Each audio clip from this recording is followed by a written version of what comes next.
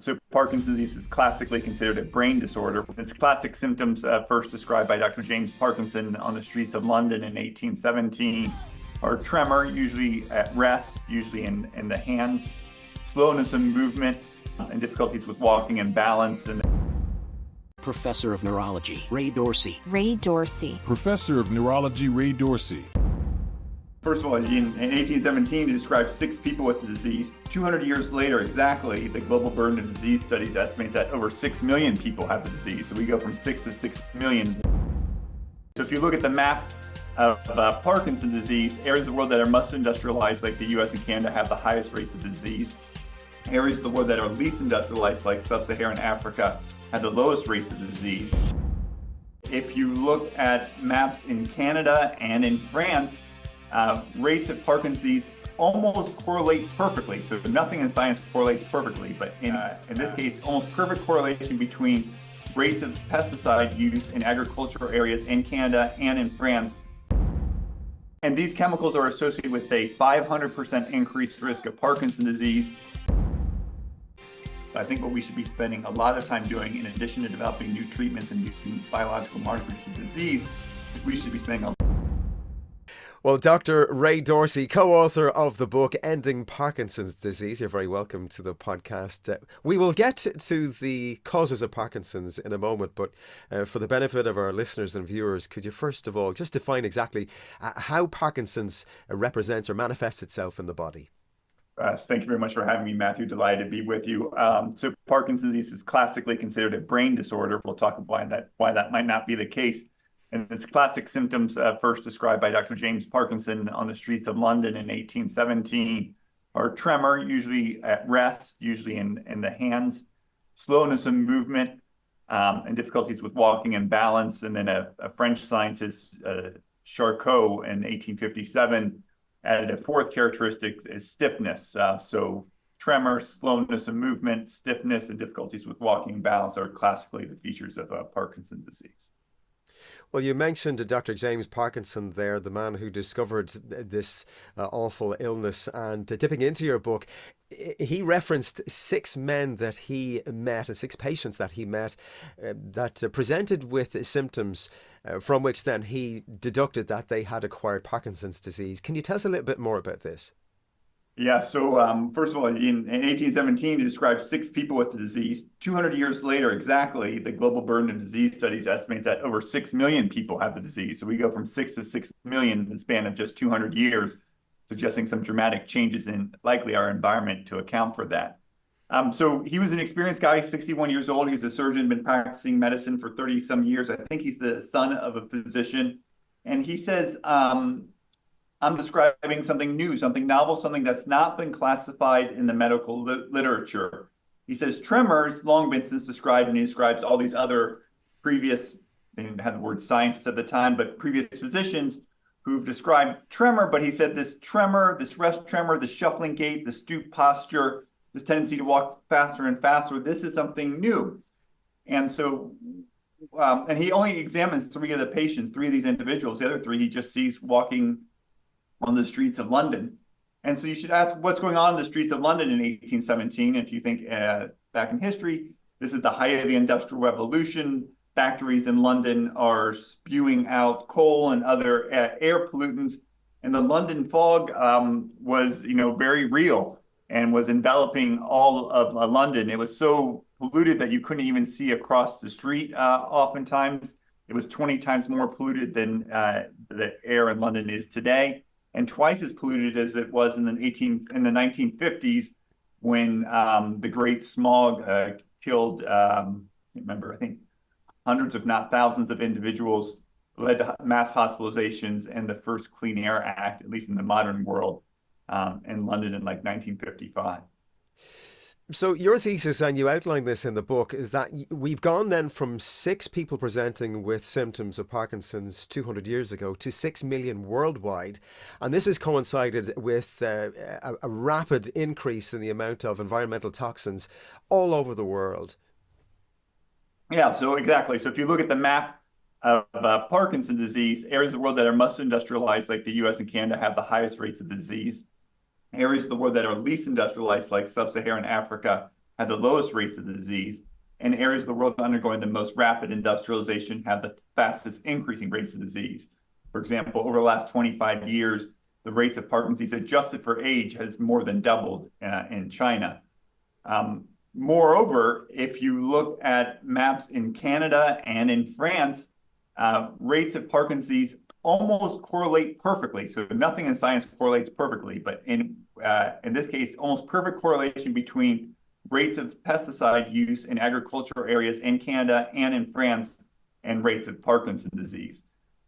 So suggesting that numerous environmental toxicants are playing a role in the rise of this disease. Okay, so we're talking about emissions in the air, we're talking about pesticides, and I believe you mentioned that the dry cleaning industry is also responsible for contributing to this problem. Yeah, so it's an easy way to think about it. It's in your food, it's in your water, and it's in your air. And so pesticides are obviously in your food and they can get into your water. And then this is a very common dry cleaning chemical. It's called trichloroethylene. It's a simple molecule. Most of your listeners know that water is made up of 3 atoms, H2O, 2 hydrogens, and 1 oxygen. This one's made up of a whopping 6 atoms, 2 carbons in black, 1 hydrogen in white, and then 3 chlorine atoms in green. And it's got a cousin called perchloroethylene, which just has 1 additional chlorine atom. And that chemical is still widely used in dry cleaning in the United States. I'm not sure if it's still used in Europe and Australia, but I wouldn't be surprised. And these chemicals are associated with a 500% increased risk of Parkinson's disease.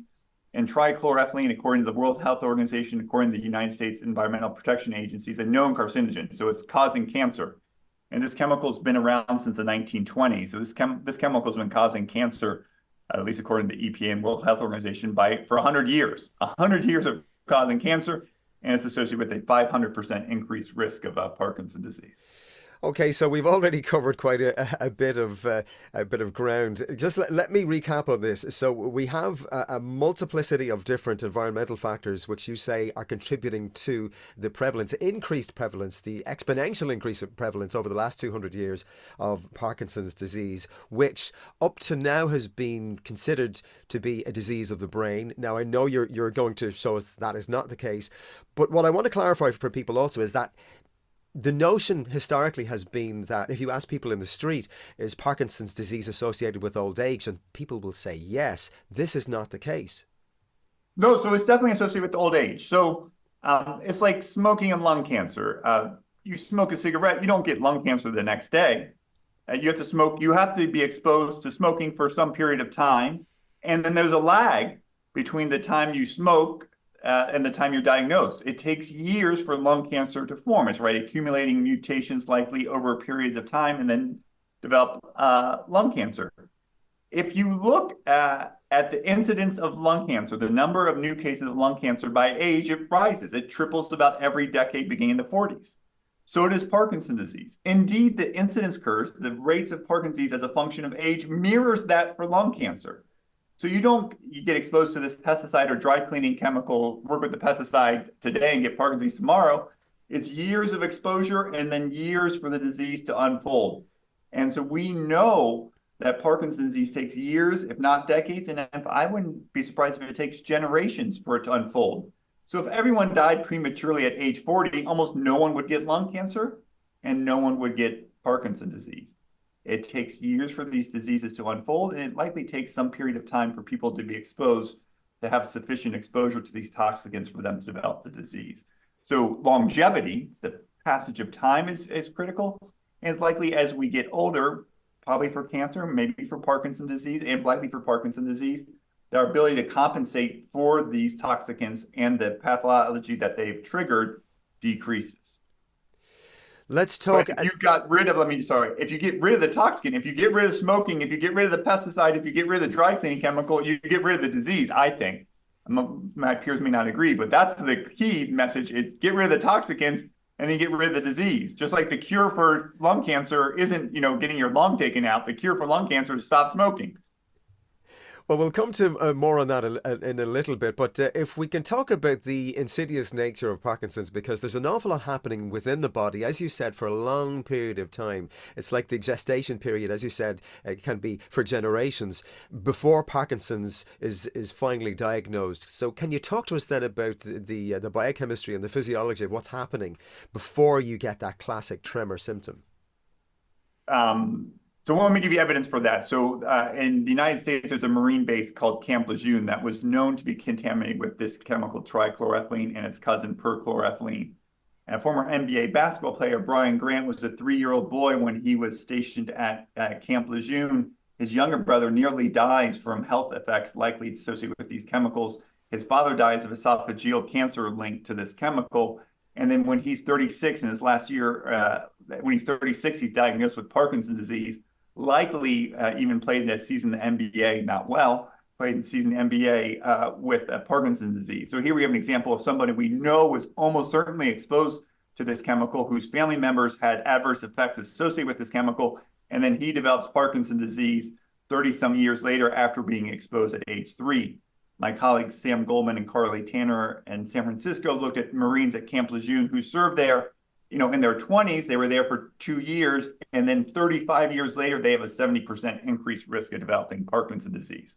So there's good evidence that this disease takes years to unfold, and there's good evidence that the relevant, or at least one of the relevant exposure periods might have been in early adulthood, 20, or even childhood.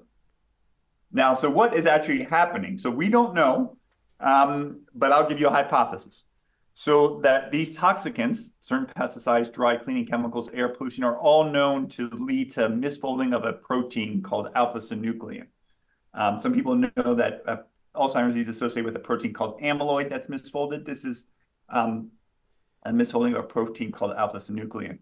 It is possible that this misfolding begins in the nose or in the gut because these toxicants are either inhaled or they're ingested. Think about drinking contaminated well water, and leads to misfolding of this alpha-synuclein protein. This misfolding, we know, can spread from nerve cell to nerve cell, and so that and then spread throughout the entire nervous system. So if you begin in the gut, it can spread up a nerve called the vagus nerve that goes all the way from your brainstem, like in your neck, all the way down to your gut. But in this case, this misfolded protein could be traveling from your gut up the vagus nerve, up this highway to your brainstem, and then going to higher and higher parts of your brain before making its way to the part of the brain that's responsible for tremor and slowness of movement. Conversely, you could be inhaling, say, air pollution in 1800 London. You could be inhaling air pollutants, and it could lead to misfolding of proteins in the smell centers of our brain, which we know is one of the most common sites for the misfolded protein, and then spread from the smell center to a part of the brain called the amygdala before it goes to an area of the brain called the substantia nigra, which we know is affected in Parkinson's disease. So it could be that these environmental toxins are entering in through our gut, or we're inhaling them through our nose, and then consequentially spreading eventually to the parts of the brain that are responsible for tremor and slowness of movement. It's extraordinary, and I think it's worth noting this. It's a big takeaway that Parkinson's disease then seems to start outside of the brain and then affects the brain later on. Yeah, so Heiko Braak is really, really smart German neuropathologist. In 2003, wrote a paper, and not even one of the top tier journals. He wrote a paper, actually in a supplement to a journal, in which he postulated that Parkinson's disease, heretofore thought of as a brain disease, doesn't begin in the brain. It has its origins outside of the brain. He remarked that the first place that you see pathology in Parkinson's disease isn't in the substantia nigra, which is responsible for tremor and slowness of movement, but you first see it in the smell centers of the brain, olfactory bulb, and you see it in the gut. And then you see it, not in the gut, but in the vagus nerve, which innervates the gut. He thought it might have been due to, he thought it was neuroinvasion. He thought perhaps due to a virus. I don't want to speak too much for him. He's alive, so you can interview Dr. Braak. And he thought it was spreading from the vagus nerve then upwards to the part of the brain that's responsible for tremor and slowness of movement. I think, I'm not gonna say, man's a brilliant. He should win a Nobel Prize. I think that's one path. I think it can also then go from the nose backwards to the part of the brain And there's great research from other pathologists in Arizona, Chuck Adler and Tom Beach, which have provided evidence for that. It's a really extraordinary. So then, if we're thinking then about classic symptoms, then everybody's familiar then with the classic tremor. But what symptoms precede that? And then I know the tremor itself is probably the midway point of symptoms as far as the journey of Parkinson's is concerned. What then follows on then from the classic tremor? So what's before and after that tremor? Yeah, so what's before is the two of the most common symptoms are constipation and loss of smell. Wow. So the two most common, probably even more common than tremor, are constipation, 80% of people, and loss of smell, probably about the same portion. We also know that for some individuals, loss of smell especially precedes the onset of tremor and slowness of movement. And it precedes it by decades. So they've lost their sense of smell long before they develop tremor, and some people develop constipation long before they develop tremor and slowness of movement. So that's what precedes it. What follows it, we'll just take an extreme example. Eventually, people with Parkinson's develop significant cognitive impairment, and that's likely as the disease spreads from the substantia nigra to like the outer portions of our brain, the cortex, which is responsible for thinking. So the earliest features of the disease correspond with potential points of entry. The latter portions, latter symptoms of disease correspond with the pathological spread of the disease. So as the pathology spreads from the nose and the gut, you see early constipation, loss of smell. I'm oversimplifying. And then you can see tremor, slowness of movement. These motor features were classically loss of dopamine producing nerve cells in the area of the brain called the substantia nigra. And then late, you see problems with thinking and hallucinations, confusion, as the pathology spreads out to the outer portions of the brain. I suppose people listening to this will wonder if they have no symptoms, perhaps they don't even have the constipation or the loss of smell that you're talking about. Can they do a test whereby they could find out whether they might be more likely to get Parkinson's later on in life? So there are scientists developing biological assays, biological measures to see if you can determine it. We have an imaging measure where you do a fancy imaging test to look at the dopamine-producing nerve cells in the brain and see if they are reduced. So that's available today.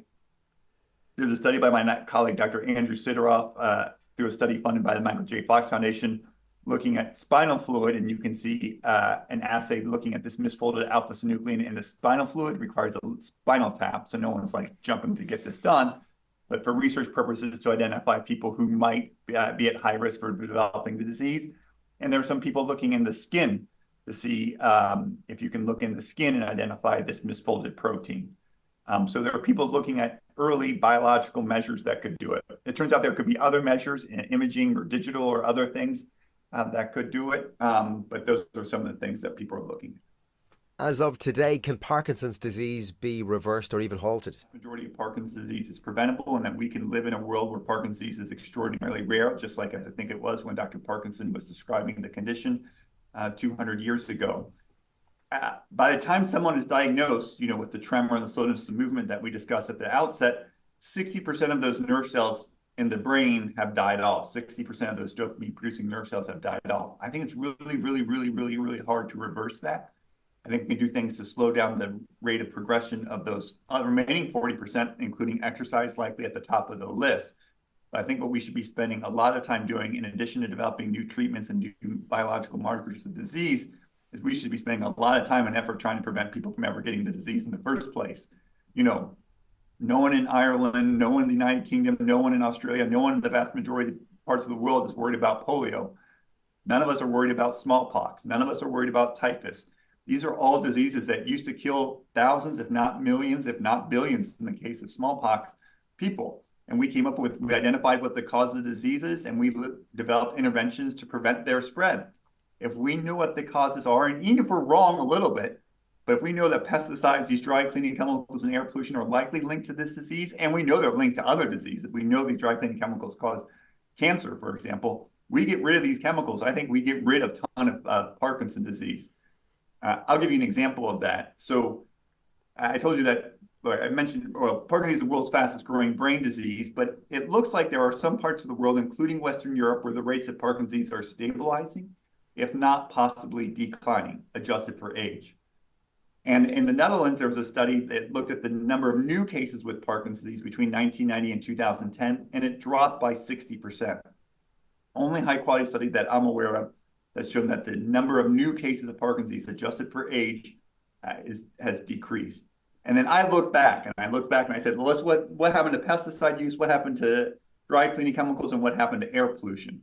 And it turned out that many pesticides, they dissolve in fat. Your brain is fatty. So like pesticides like DDT, some of your listeners will know, can dissolve in fat. So you can actually measure DDT in people's fatty tissues. And in the 1980s, or even before, from the 1960s, from 68 to 84, levels of DDT and other fat-soluble pesticides dropped between 75 and 90% in the Netherlands.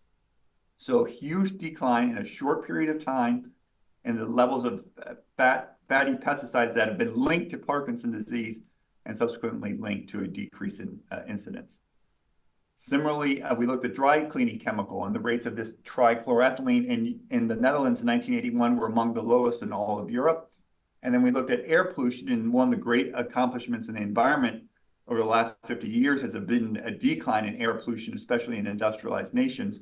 So air quality in Netherlands is like 50 to 90% cleaner than it once was. Now, this is not the way you ideally do research. You like to follow these risk factors and follow it forward. And I went backwards looking for an answer. So you can say I was biased in my approach. I was looking for a particular answer, but I found evidence that when you drop these intoxicants in the environment, that can be linked to subsequent declines in the rates of Parkinson's. As a matter of interest, do we see an increase or higher rates of Parkinson's in the dry cleaning industry and people who work in that sector? So there's been one study, I think, actually done in Europe that looked at dry cleaners in Parkinson's, and they expected to see 0.2 individuals affected with Parkinson's disease. They found 3 individuals with Parkinson's disease, so a 15-fold increase. Small study. But you have to think like how hard the study would be to do. So this is the way you'd have to do this. So one, you would either randomize some dry cleaners to get exposed to this chemical and then randomize other ones to get exposed to a different dry cleaning chemical, follow them for 40 or 50 years and see who develops Parkinson's disease. Hard to do. Other way to do it is you have to go look at dry cleaners and then compare to some comparison group, maybe retail clerks working in a shop in a grocery store, for example, and then follow those people for 30 to 40 years and see what the rates of Parkinson's disease are. Those studies are really, really, really, really, really hard to do. And because even though Parkinson's disease is relatively common, on the grand scheme, all diseases are rare, right? Like the vast majority of people don't have any disease. So Parkinson's disease affects, 1 to 2% of people over 65. So you have to get hundreds, thousands of dry cleaners, have really good history on these dry cleaners and follow them for long periods of time to see what happens.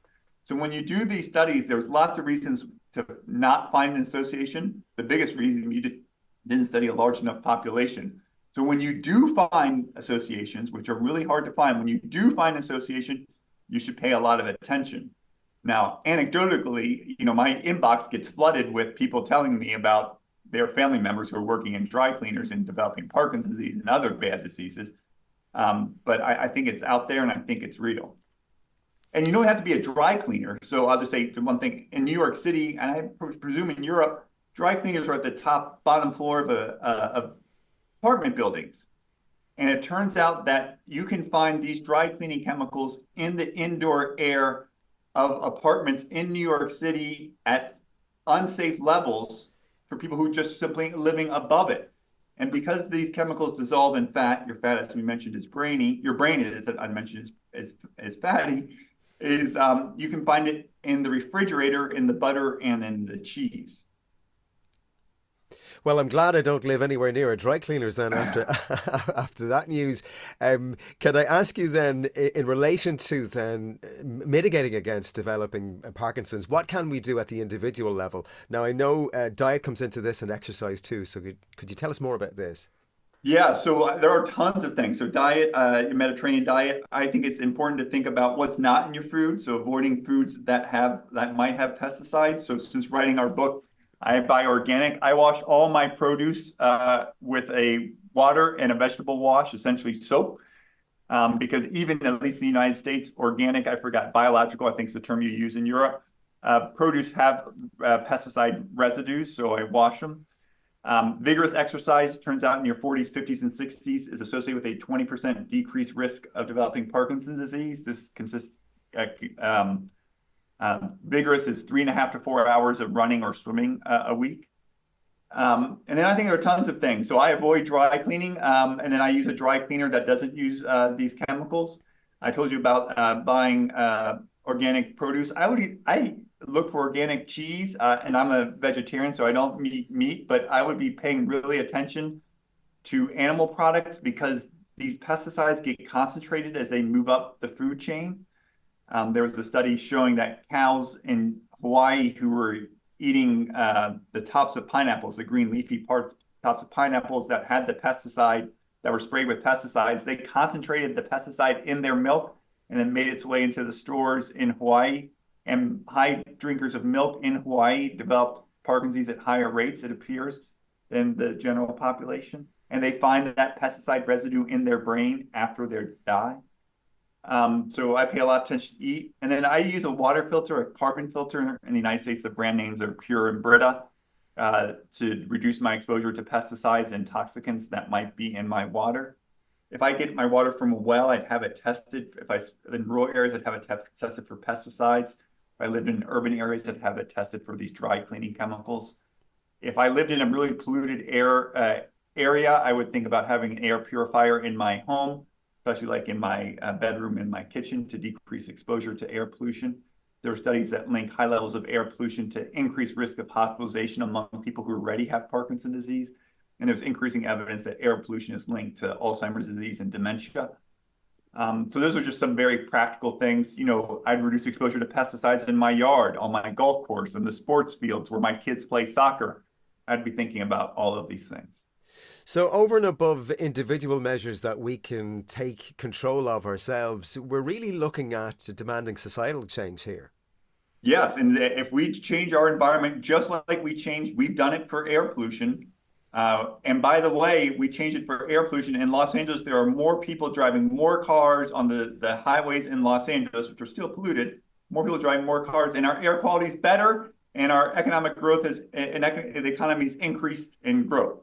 So you have more cars, more people, higher economic growth, and less air pollution. So this idea that there needs to be a trade-off between economics and environment is completely false. There's little, if any, evidence for that. In fact, that a prerequisite for a healthy, flourishing economy is clean water, clean air, and clean food. If you need any example of that, ask how much they would have to be paid to go work in Beijing, China, or how much they'd have to be paid to go work in Delhi, India, because of the environmental quality in those areas. Would they want their kids going to school in those areas?